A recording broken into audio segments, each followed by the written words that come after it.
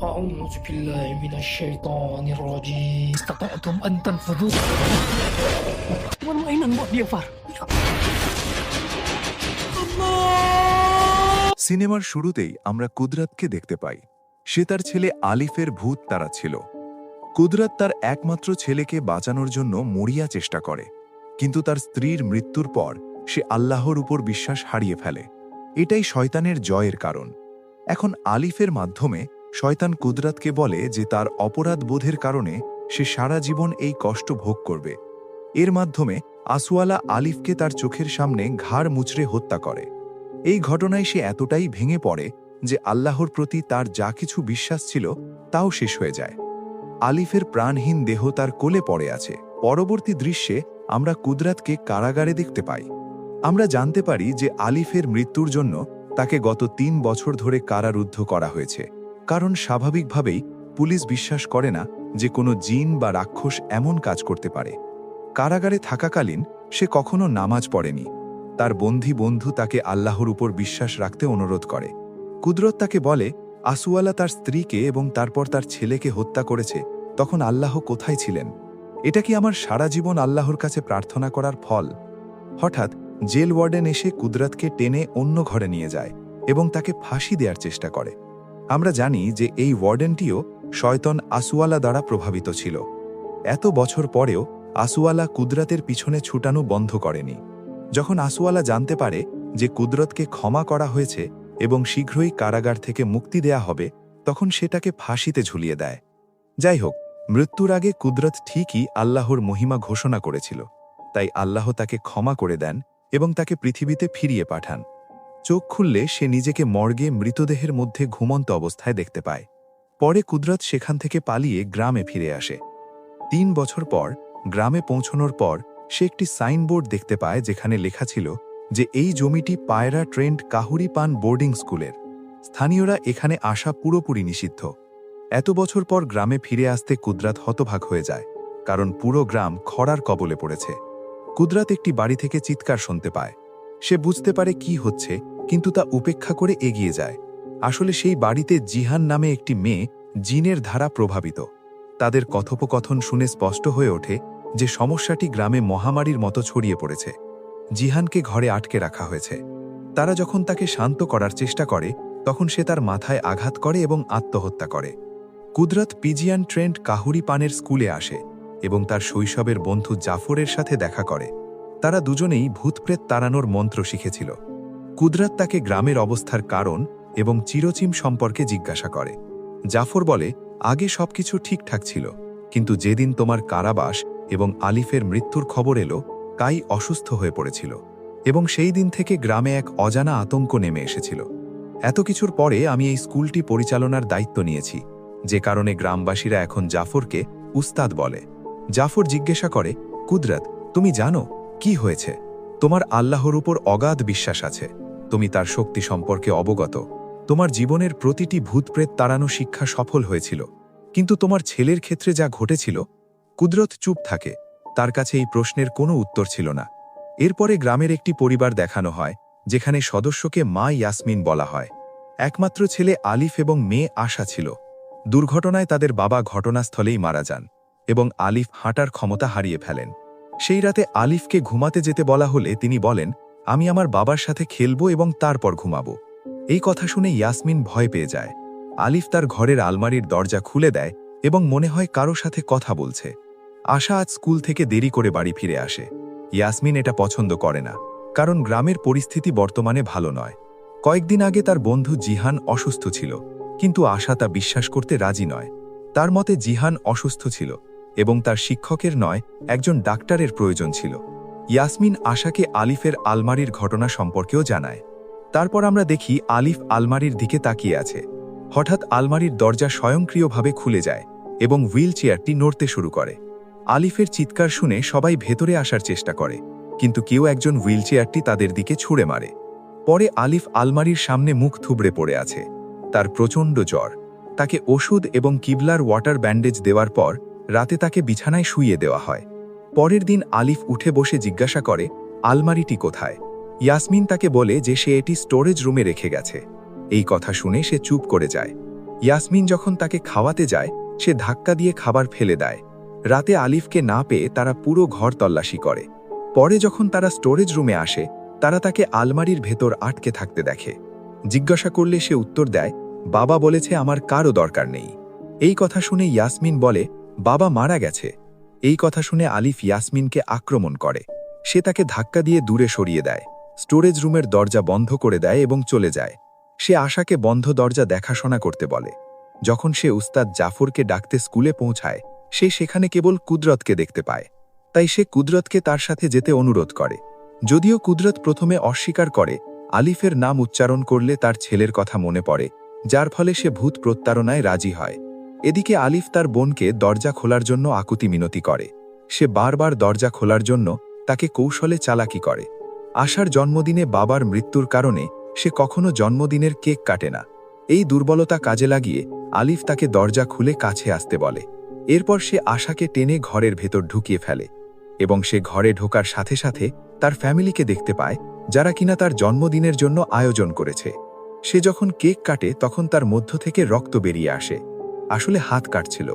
সঠিক সময় সেখানে প্রবেশ করে। কুদরত দ্রুত ভূত প্রত্যারণা শুরু করে। সে আল্লাহর নাম নিয়ে এবং জিনকে আলিফের শরীর থেকে বেরিয়ে যাওয়ার জন্য বলে। আলিফ বারবার কুদরতের আল্লাহর উপর বিশ্বাস নিয়ে উপহাস করে, কিন্তু অবশেষে আলিফের শরীর থেকে কালো রক্ত বের হওয়ার সাথে সাথে জিন আলিফের শরীর থেকে বেরিয়ে আসে। কিন্তু যাওয়ার আগে সে কুদরতকে বলে, আমি চলে যাচ্ছি, কিন্তু আমি যে শয়তানের পূজা করি সে আমার চেয়েও শক্তিশালী। সে অবশ্যই প্রতিশোধ নিতে আসবে। তারপর যখন কুদরত স্কুলে ফিরছে আসওয়ালা শয়তান আবার নেকড়ে রূপে তাকে আক্রমণ করে। কুদরত তাকে চিনতে পারে, কিন্তু আসওয়ালা তাকে উপর থেকে ছুঁড়ে ফেলে। তার ছেলে আলিফের নাম ধরে ভয় দেখায়। কিন্তু যার উপর আল্লাহর রহমত বর্ষিত হয় তাকে কে হত্যা করতে পারে? আশার বাড়িতে আলিফ আবার একটি অশুভ আত্মার আবির্ভাবের শিকার হয়। কিন্তু কিছুক্ষণের মধ্যে জাফর সেখানে উপস্থিত হয়, যে আলিফ এবং তার পরিবারকে ভূত প্রত্যারণার জন্য স্কুলে নিয়ে আসে। এর মাঝে কুদরতও আসে এবং সে জাফরকে বলে যে আলিফকে এখন কোনো সাধারণ জিন দেওয়া হয়নি, বরং তাকে আসওয়ালা দেওয়া হয়েছে, যে একজন জাদুকর, যে শয়তানের সরাসরি বংশধর। এবং কিছুক্ষণ আগে কুদরত আলিফের শরীর থেকে শক্তিশালী জিনটিকে বের করে আনা হয়েছিল। সে কেবল আসওয়ালার দোসর ছিল, তাই এখন সে এই ভূত প্রত্যারণার কাজটি করতে চায়। এতে জাফর বলে, আমি সবকিছু বুঝতে পারছি, কিন্তু আমি তোমাকে আলিফের উপর ভূত প্রত্যারণার কাজটি করতে দিতে পারি না, কারণ আমি চাই না আমি আসওয়ালার প্রতিশোধের আগুনে আলিফের জীবনকে বিপর্যস্ত করি। এই সব শুনে কুদরত চুপ হয়ে যায় এবং জাফর আলিফকে নিয়ে যায়। পরের দিন আশা স্কুলের বাইরে বসে কাঁদছিল। এখন কুদরত তাকে বোঝাতে শুরু করে যে পরিস্থিতি যতই খারাপ হোক না কেন, আমাদের কখনো আল্লাহর উপর বিশ্বাস বন্ধ করা উচিত নয়, কারণ শয়তান এটাই চায়। এবং তারপর একবার আপনি আল্লাহর উপর বিশ্বাস হারিয়ে ফেললে শয়তান আপনাকে ধ্বংস করতে বেশি সময় নেবে না। এইভাবে কথা বলতে বলতে তারা গ্রামের জিহানের বাড়ির কাছে পৌঁছে যায়। তারপর জিহানের বাবা কুদরতকে দেখে তাকে বাইরে যেতে বলেন, কারণ গ্রামের এই জায়গায় তারা অর্থ বা জমির কারণে জাফরের লোকদের দান করে না। জাফরকে না পেয়ে জিহানের বাবা কুদরতকে মারধর শুরু করে, এই বলে যে সে জিহানকে ভূত পূজা করেনি। হঠাৎ জিহানের মা একটি গর্তে ঝাঁপিয়ে পড়ে, যার ফলে সবাই বাকরুদ্ধ হয়ে যায়। যা শুনেছে তা সত্যি কিনা তা নিয়ে বিভ্রান্ত কুদরত সরাসরি জাফরের কাছে যায়। তারপর আলিফের পরিবারের সদস্যরা তাকে নিতে আসে। কুদরত জাফরকে জিজ্ঞাসা করে, সে আলিফকে সুস্থ করার বিনিময়ে তার বাড়ি থেকে টাকা বা জমি নিয়েছে। এই কথা শুনে জাফর হতবাক হয়ে যায়। সে তার পরিকল্পনা কিছুটা হলেও বুঝতে পারে। মূলত এই গ্রামে যারা শয়তানের শিকার তাদের ভূত পূজা করার বিনিময়ে জাফর জমির উপর একটি অংশ রাখে। যে কারণে গ্রামে প্রবেশ করার সময় কুদরত একটি সাইনবোর্ড দেখতে পান, যেখানে লেখা ছিল যে এখানে স্থানীয় লোকদের প্রবেশ নিষিদ্ধ। কুদরত বলে, স্যার, চিরচিম আমাদের এটা শেখায় না। জবাবে জাফর বলে, আমি এখানে একটি মসজিদ তৈরি করার জন্য সমস্ত জমি এবং সম্পত্তি নিয়ে নিচ্ছি, তো আমি এখানে একটি নতুন পাজেন্ট ট্রেন শুরু করব। কিন্তু কুদরতকে বোকা বানানো এত সহজ নয়। জাফরকে কেবল একটি প্রশ্ন করে, কোনটি বেশি গুরুত্বপূর্ণ, একটি নতুন প্যাজেন্ট ট্রেন নাকি মানুষের সুস্থ জীবন? যাওয়ার আগে কুদরত বলে, ইয়াসমিনের জমি এবং সম্পত্তি কেড়ে নেওয়ার চেষ্টাও করো না এবং নিরক্ষীয় সাম্রাজ্যের বিনিময়ে কখনো টাকা চাইও না, কারণ চিরচিম আমাদের এটি শেখায়নি। কিন্তু জাফরও তার সাথে কথা বলতে অস্বীকৃতি জানায়, পরিবর্তে তাকে গ্রাম ছেড়ে চলে যেতে বলে। অন্যদিকে আমরা দেখতে পাই যে ইয়াসমিনের বাড়িতে হঠাৎ বিদ্যুৎ চলে যায়। ইয়াসমিন স্টোরেজ রুমের মিটার বক্সটি পরীক্ষা করতে যায়। তারপর কারো উপস্থিতি টের পায়। সে হারিকেনটি তুলে চেক করতে যায়, কিন্তু তারপর আগুন নিভে যায়। যতবার সে আগুন জ্বালানোর চেষ্টা করে ততবারই তা নিভে যায়। ভয়ে কাঁপতে কাঁপতে সে আবারও হারিকেনটি জ্বালানোর চেষ্টা করে, কিন্তু আশুওয়ালা তার উপর ঝাঁপিয়ে পড়ে এবং তাকে বশ করে। এদিকে ইয়াসমিন আসতে দেরি করে, তাই আশা তার মাকে খুঁজতে যায়। তারপর কাছের ইয়াসমিন জাফরকে ডেকে আনতে বলে। আশা কিছু বুঝতে না পেরে তাকে আনতে যায়। ততক্ষণে কুদরাতের গ্রাম ছেড়ে যাওয়ার সময় হয়ে যায়, তাই সে শেষবারের মতো কায়রোচিমকে বিদায় জানাতে আসে।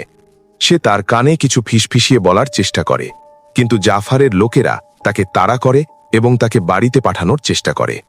তাই এই জায়গায় আমরা কুদরাতের একটি নতুন দিক দেখতে পাই। সে শুধু একজন মাস্টারই নয়, একজন ভালো মার্শাল আর্ট বিশেষজ্ঞ।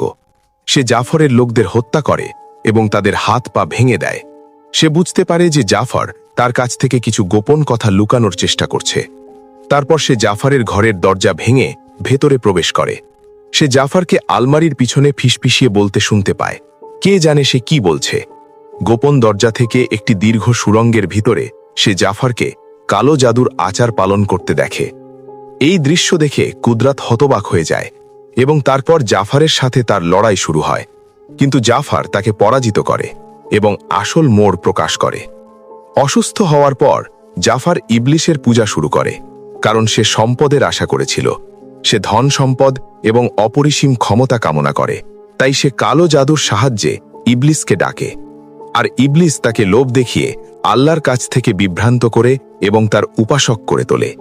জাফর তাকে একটি পাত্রে রক্ত এনে পান করায় এবং বলে যে আমার মতো আশুওয়ালার পূজা শুরু করো। এই নাম শুনে কুদরাত হতবাক হয়ে যায়। অর্থাৎ এতদিন জাফর নিজেই আশুওয়ালার সাহায্যে পুরো গ্রামের সবাইকে পাশ কাটিয়ে দিত। তারপর টাকা বা জমির বিনিময়ে তাদের ত্যাগ করত। তাকে তার তাঁবুতে নিয়ে এসে কুদরাত রক্তপান করতে অস্বীকৃতি জানায়, তাই জাফর তাকে ছুরি দিয়ে আক্রমণ করে, কিন্তু কুদরাত তার কোমর ভেঙে মাথায় আঘাত করে, যার ফলে সে অজ্ঞান হয়ে যায়। এদিকে আশা আসে, তাই কুদরাত তাকে ধরে বাড়ির দিকে দৌড়ে যায়। এখানে ইয়াসমিন আলমারিতে আগুন ধরিয়ে দেয় এবং আলিফকে জীবন্ত কবর দেয়। কুদরাত এসে জিজ্ঞাসা করে যে আলিফ কোথায়, এবং তারপর উত্তর আসে যে তুমি নিজেই খুঁজে বের করো। এই বলে সে তার উপর ঝাঁপিয়ে পড়ে। কুদরাত ইয়াসমিনকে পেছন থেকে চেপে ধরে আল্লাহর নামে ধরে ফেলে। সে তাকে শান্ত করার চেষ্টা করে, কিন্তু আশুওয়ালা প্রতিবারই তাকে পরাজিত করে। আশাও মাটি খুঁড়ে আলিফকে টেনে বের করার চেষ্টা করে। ইয়াসমিন লাফিয়ে ভেতরে ঢুকে কুদরাতের কান ধরে। কুদরাতকে হেরে যেতে দেখে আশা একটি বেলচা নিয়ে ইয়াসমিনকে আক্রমণ করতে আসে। আশুওয়ালা তাকে মায়ের রূপ ধারণ করে দেওয়ালে ছুঁড়ে ফেলে। যাই হোক, কুদরাত আল্লাহর নাম ধরে তাকে আবার চাপা দেয় এবং সূরা পড়তে শুরু করে। পরাজিত আশুওয়ালা ইয়াসমিনকে ছেড়ে দেয়। কুদরাত মাটি খুঁড়ে আলিফকে টেনে বের করে। আশুওয়ালা তার শেষ পদক্ষেপ নেয়। কুদরাত মাটি খুঁড়ে ইয়াসমিনের ছেলে আলিফকে নয়, বরং তার নিজের ছেলে আলিফকে দেখতে পায়। সে তাকে কাছে ডাকছে। তার ছেলেকে দেখে কুদরাত নিজেকে থামাতে পারে না এবং তার দিকে এগিয়ে যায়। তার 3 বছর আগের ছেলের মৃত্যুর সময়টির কথা মনে পড়ে যায়। এই পরিস্থিতিতে ইয়াসমিন এবং আশা উভয়েই আল্লাহকে ডাকতে শুরু করে। আশুওয়ালা জোরে চিৎকার করে এবং এই মুহূর্তে কুদরাত তার কাজ সম্পন্ন করে। এখন সবকিছু ঠিক আছে। পুরো গ্রাম শয়তানের ছায়া থেকে মুক্ত। গ্রামবাসীরা সমস্ত ব্যথা, কষ্ট, খরা এবং রোগ কাটিয়ে উঠেছে। জাফরের মৃত্যুর সাথে সাথে কায়রোচিম সুস্থ হয়ে ওঠে এবং গ্রামের শিশুদের ধর্মীয় শিক্ষা দেওয়া শুরু করে। কিন্তু কুদরাতকে থামতে হবে না। সে তার স্ত্রী আজিজার মৃত্যুর রহস্য উন্মোচন করবে, যা আজও তার কাছে অজানা। কায়রোচিম তাকে থামায় না, কেবল বলে, এগিয়ে যাও কুদরাত, কিন্তু তুমি এভাবে কতদূর হাঁটবে বলল। সবাইকে বিদায় জানানোর পর সে গ্রামের প্রান্তে পৌঁছায়, যেখানে ইয়াসমিন এবং তার পরিবার শেষ বিদায় জানাতে আসে। আলিফ হুইলচেয়ার ছেড়ে উঠে দাঁড়ায়, চিৎকার করে বলে, গুরু কুদরাত, আমাদের সকলের জন্য আপনাকে আবার ফিরে আসতে হবে। কুদরাত চলে যাওয়ার সাথে সাথে পর্দাটি ভেসে ওঠে এবং বলে, কুদরাত আবার ফিরে আসবে। সিনেমাটি সেখানেই শেষ হয়। তো সিনেমাটি ভালো লাগলে অবশ্যই সাবস্ক্রাইব করতে ভুলবেন না এবং আপনার মতামত জানাতে কমেন্ট করুন।